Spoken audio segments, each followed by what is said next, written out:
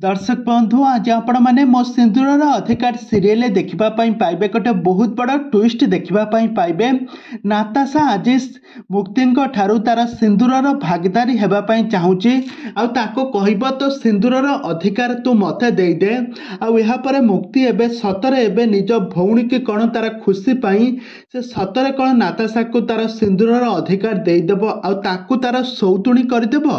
एवं कौन आसब मो सिंदूर अधिकार सीरियल कहानी रे आगो को कौन आसब नुआ ट्विस्ट ताहा सब किसी जानापी हेले भिडियोटी को पूरा शेष पर्यंत देखूँ। आ पूर्व जदि आपण मैंने आम चैनल को सब्सक्राइब करना सब्सक्राइब कर पाखर बेल आइकन को दबाई दिंतु। दर्शक बंधु आज आपण मैंने मो सिंदूर अधिकार सीरियल देखापी पाइबे एक जबरदस्त एपिसोड देखापी पाइबे। आज डाइनिंग हॉल आदि को आज मुक्ति कहते एमती जड़े मो स्वामी पाई सब मो उपर चिड़चिड़ होती बहुत भल पाइबा देउथबे मीठा मीठा कथा कहते स्वामी सहित तांकर भल स्वामी स्त्री बहुत मजा थटा कथबार्ता होते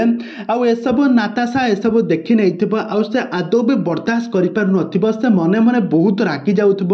एसबू देखी आपर नाताशा जितेबले से सीढ़ी ओह्ल जितेबले तलू आसुवे से गोड़ मोड़ी हो नाताशा बहुत जोर चित्कार कर मुक्ति जाकि पाखरे पहुँचब आह नाताशा तोर कौन है तापर नाताशा कौन करना मुक्ति को धक्के पकईब कह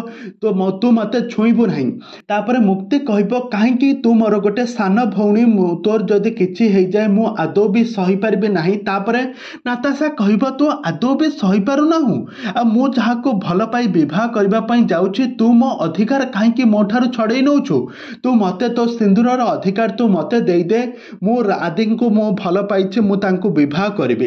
एक कथा शुणी एबे बहुत बड़ संकट रे एबे पड़ी जाइछन्ति मुक्ति कौन मुक्ति एबे कौन सतरे निज भौणीर खुशी पाई तार सबू खुशी को तार सिंदूर को से समर्पित करदेव नाताशा आगरे से निज भौणी आगरे कौन निज सिंदूर को अधिकार को से फेरईदेव आदि को। तेबे दर्शक बंधु एबे कौन हेबो मुक्ति एबे कौन सतरे एबे कौन नाताशा को तार अधिकार देदेव आ मुक्ति सहित नाताशा तांको सौतुणी होई रहिबो ना एबे संपूर्ण भाव में डिवोर्स देदेव आदि को से नाताशा विवाह कर आदि को। एबे कौन घटिबो मो सिंदूर अधिकार सीरियल पुणी किछि नुआ ट्विस्ट आसी जहाँकि दर्शक मानक सस्पेंस रखुछि दर्शक मानक मन में बहुत सारा उत्कंठा क्रिएट करुछि। तबे दर्शक बंधु ए संपर्क में आग को जानापी हेले आपण मैंने आम चैनल सहित जोड़ी हुई रुहतु आम चैनल को सब्सक्राइब कर पाखर बेल आइकन को दबाई दिंतु।